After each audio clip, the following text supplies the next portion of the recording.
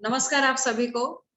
आज का जो हमारा क्लास है राम रक्षा का, उसमें कुछ चीजें मैंने चेंजेस की है, तो मैं आपको बता दूं कि ये जो राम रक्षा का क्लास है, इसमें आज से पहला जो श्लोक है उसको हम, एक मिनट दीजिएगा, माझा राम रक्षाचा क्लास चालू आहे का? सॉरी, काफी जनों से बात हुई मेरी, तो मैंने सोचा कि फिर ज्यादा समय इसमें न लगे, तो राम रक्षा का जो हमारा पहला श्लोक है वो हम लेंगे और उसके बाद जो हमारे नए श्लोक हमें सीखने हैं हम उसके बारे में ही बात करेंगे। तो थोड़ा कम टाइम लगेगा और आपका हो जाएगा। और जैसे ही ये क्लास संपूर्ण हो जाएगा तो उसके बाद फिर हम पूरी जो राम रक्षा का पाठ हम लेते हैं वो ले लेंगे, तब आपका पूरी राम रक्षा आपसे मैं कहलवा के ले लूंगी। ठीक है?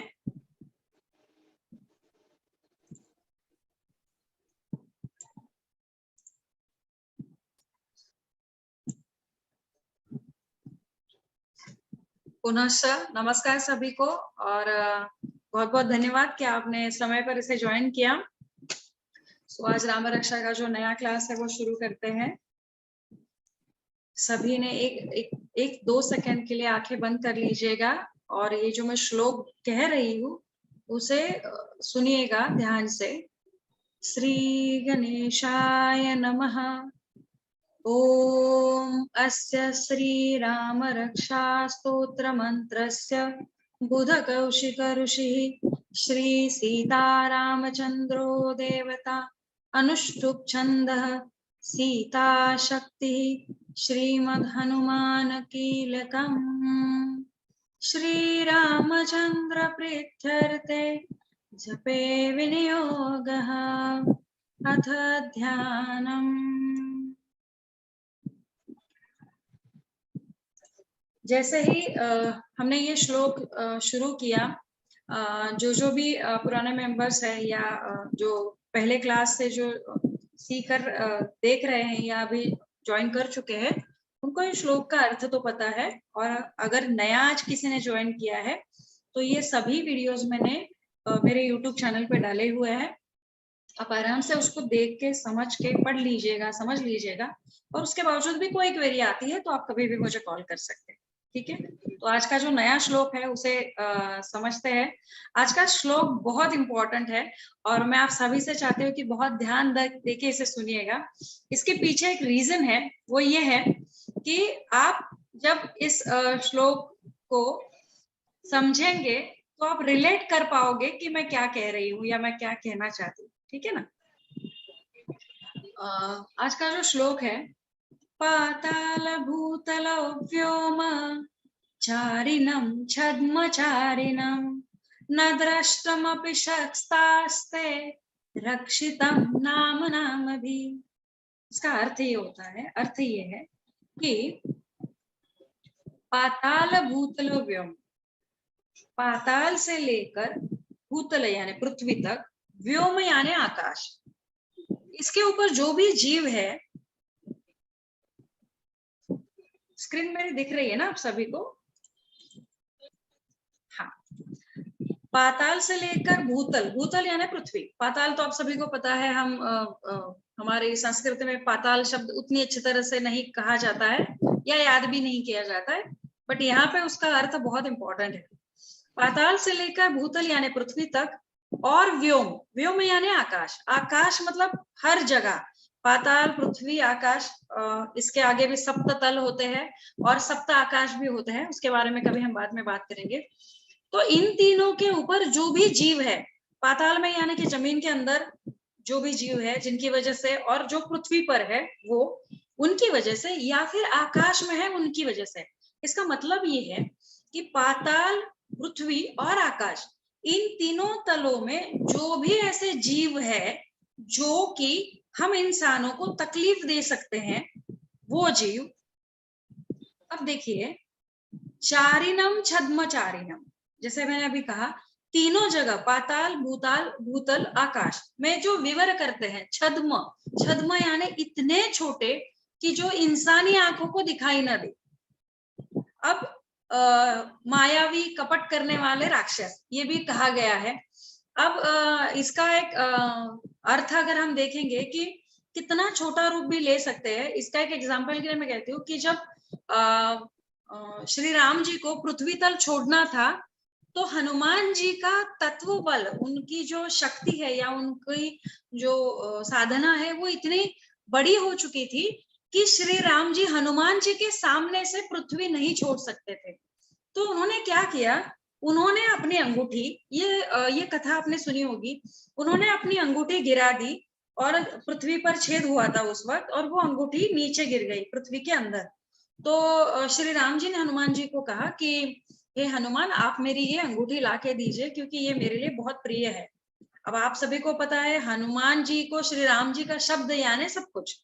तो हनुमान जी चले गए, कहा अब जो छिद्र या छोटी सी फट या जो दरार थी वो बहुत छोटी थी, तो उसके लिए हनुमान जी को रूप छोटा लेना पड़ा। तो उन्होंने इतना छोटा सा रूप, जाने की अंगूठी जितनी होगी उतना उन्होंने रूप ले लिया, और वो जो दरार थी पृथ्वी में, वो वहां पे नीचे चले गए, काफी नीचे काफी नीचे काफी, इनफैक्ट वो सप्त तल, जैसे पाताल होता है वो लास्ट में होता है, उसके पहले भी सप्त तल होते हैं, वो हर तल में जाके वो अंगूठी पाताल में गई थी। तो इतने लेवल में भी जो जीव रहते हैं, और वो जीव अगर वो पृथ्वी पर आते हैं, वो जीव, और सप्त आकाश जो है, वो सप्त आकाश में से अगर कोई जीव आते हैं, और वो जीव और पाताल के जीव अगर पृथ्वी पर आकर किसी मनुष्य को अगर तकलीफ देते हैं, तो ऐसे जीवों की बात यहाँ की गई है। वो जो स्टोरी है वो कभी फिर से दोहराऊंगी और आपको बताऊंगी कि उसके बाद क्या हुआ था। तो ऐसे जीवों को यहाँ पे ये जो स्तोत्र है श्री राम रक्षा स्तोत्र, ऐसे जीवों में कितने भी मायावी रूप लिए हुए राक्षस हो या कोई जीव हो, अगर कोई मनुष्य राम रक्षा का पाठ करता है, उसका रेगुलर पाठ करके वो अपनी ऑरा मंडल, जो अपना आभा मंडल है, वो नीट और क्लीन रखता है, तो उस व्यक्ति को कोई भी बीमारी छू नहीं सकेगी, या वो जो जीव है वो जीव उस इंसान को नजर उठा के भी नहीं देख पाएंगे। अब इसका एक बहुत अच्छा उदाहरण है, फॉर एन एग्जाम्पल, मैं नाम नहीं लेना चाहूंगी, बट जो बीमारी 2020 में हमारे पास आई थी, 22 मार्च 2020 के बाद, आप सभी को मुझे बताने में बहुत आनंद और गर्व महसूस हो रहा है कि जब ये बीमारी आई थी और मुझे ये श्लोक का अर्थ पता था, तो राम रक्षा तो हमारे घर में काफी बार कही जाती है, बोली जाती है, स्पेशली 6:30 के बाद तो ये राम रक्षा बोली ही जाती है। बट तब हमने ये जो पर्टिकुलर मंत्र है, इसका 108 बार, 1008 बार, 1,08 बार जब किया था। मैंने मेरे कई क्लाइंट्स को भी, जिनको वो बीमारी की लत लगी थी या हुई थी, तो मैंने उनको ये स्पेसिफिकली कहा था कि आप ये जरूर कीजिए, अर्थात जिनका इस पे विश्वास होगा उन्हीं को। और जिन्होंने मुझे फोन किया था कि ऐसा ऐसा हुआ है, क्या करना चाहिए, तब मैंने उन्हें ये कहा था कि आप कोई ग्लास या लोटा लीजिए पानी का, नॉर्मल पानी, रूम टेम्परेचर वाला, उस पे आप आपका राइट हैंड रखिए, उसे क्लोज कीजिए, और ये जो मंत्र है, ये 108 बार, 1008, 1,08,000, जितनी बार आपको हो सकता है, कम से कम 108 बार जरूर बोलिए। और वो मंत्र उच्चारण करते वक्त जो पानी एनर्जाइज आपने किया है, उसे आप पिए। अगर वो पीते हैं तो आप पाएंगे कि आप सभी को बहुत अच्छे से लाभ हुआ है।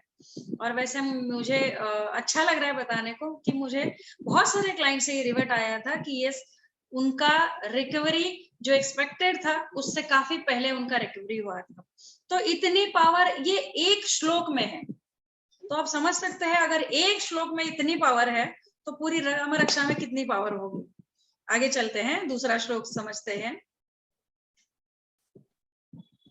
अब ये श्लोक है, रामेति रामभद्रेति रामचंद्रेति वा स्मरन् नरो न लिप्यते पापे भुक्तिं मुक्तिं च वन्दति। अर्थात श्री राम या फिर रामभद्र, एक सेकंड दीजिएगा मुझे, मैं किसी को म्यूट कर लूं अगर कोई अनम्यूट है तो।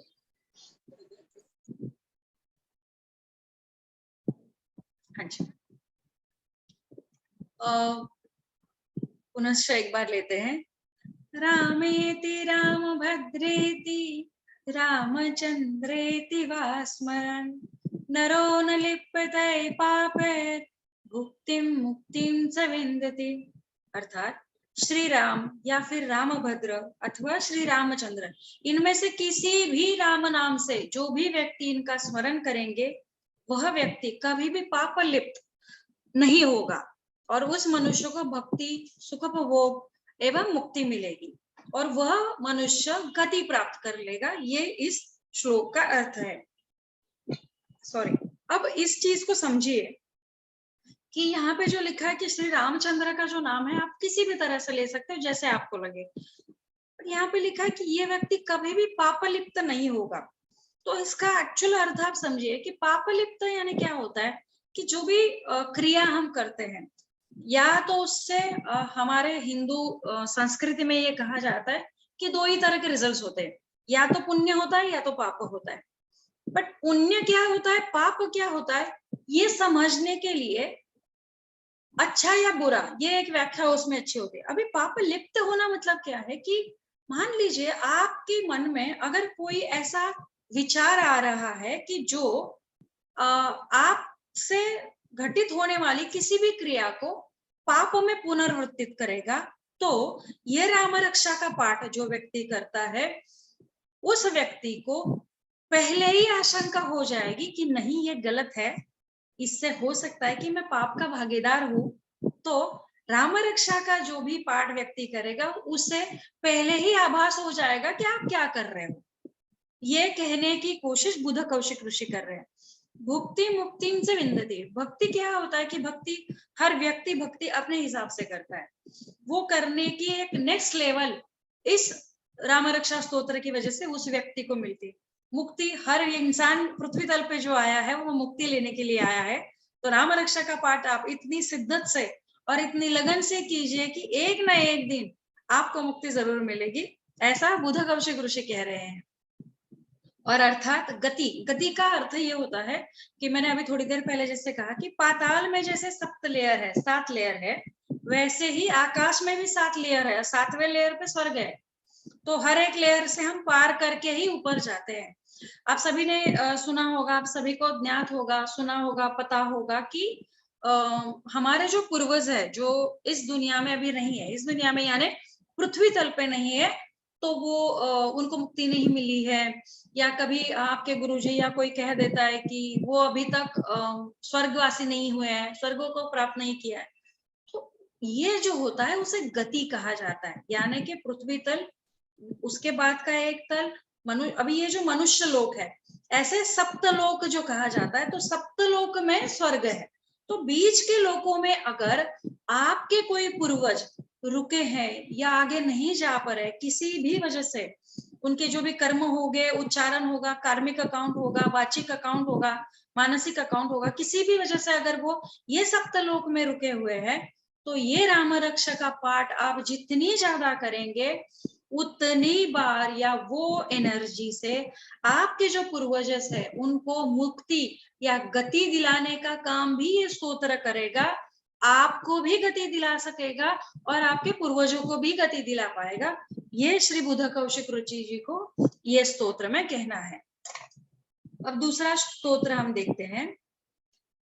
जगच्चैत्रेक मंत्रेण राम नामाभिरक्षितम् यः कंठधारये तस्य करत्सा सर्वसिद्धय।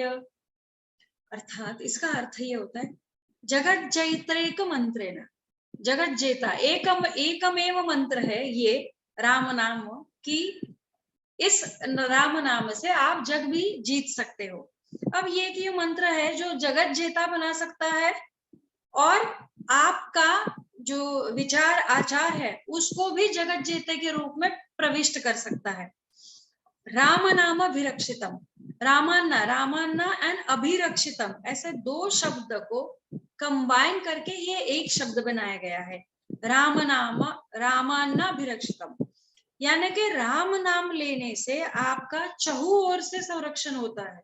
अभी मैंने थोड़ी देर पहले और इसके पहले वाले क्लासेस में भी मैंने आपको बताया कि आप राम रक्षा सुनते सुनते भी आप आपका आभा मंडल जो है वो क्लीन कर सकते हो। आभा मंडल क्लीन करने से क्या होगा, तो मान लीजिए आपको कोई बीमारी हो रखी है या फ्यूचर में होने वाली है, वो न होने की क्रिया भी इससे परावर्तित होगी। देखिए आप सभी को पता होगा, जब भी हमें कोई बीमारी होती है, अगर सर दर्द भी हो रहा है, हाथ दुख रहा है, पैर दुख रहा है, कमर पीठ जो भी, या पेट दुख रहा है, ये सब होने से पहले हमारा जो आभा मंडल होता है वो पहले डैमेज होता है। और वो ना हो, अगर सर दर्द हो रहा है मतलब आपका जो यहाँ का आभा मंडल है वो डैमेज हुआ है, उस वजह से आप सर दर्द की फीलिंग आपको हो रही है और वो हो रहा है। तो जब आप ये राम रक्षा का पाठ करते रहते हो, तो आपके शरीर के बाजू में जो आभा मंडल है उसे क्लीन करने की प्रक्रिया इस स्तोत्र की वजह से होती है। तो ये एक राम नाम लेने से आपके चहुओं ओर से संरक्षण होगा, मतलब आपका आभा मंडल भी होगा। अगर आपके आसपास कोई नेगेटिव एनर्जी अटैक कर रही है या आ रही है, या कोई नेगेटिव थॉट्स आ रहा है, तो ये राम रक्षा का पाठ करके आपके पास ये थॉट्स आएंगे भी, तो वो आपको आपका मन परावर्तित नहीं कर पाएंगे। ये राम रक्षा स्तोत्र सिद्ध करता है। और ये राम रक्षा यह कंठधार ये तस्य, ये इतनी बार आपको यानी मनुष्य को पाठ करना चाहिए कि वो कंठ प्राप्ति कर ले, यानी मुंह जुबानी हो जाए। वह मनुष्य हर सिद्धि प्राप्त कर सकता है। करत सा सर्व सिद्धय, यानी कि वह मनुष्य हर सिद्धि को प्राप्त कर लेगा जो मनुष्य राम रक्षा का पाठ निरंतर सदोदित करता रहेगा। ये स्तोत्र में बुध कौशिक ऋषि कहने की कोशिश कर रहे हैं। आज के ये जो 3 श्लोक है, उनकी जो रक्षा थी या उनकी जो हिंदी में उनका अनुवाद था, वो मैंने अपने ओर से करने की कोशिश की। आशा करती हूँ आप सभी को ये अच्छा लगा होगा। शुभम भवन्तु, धन्यवाद। अभी हम आगे जो राम रक्षा का जो क्लास है वो लेंगे। मैं इसको स्टॉप कर लेती हूँ, एक थोड़ा समय मुझे दीजिए।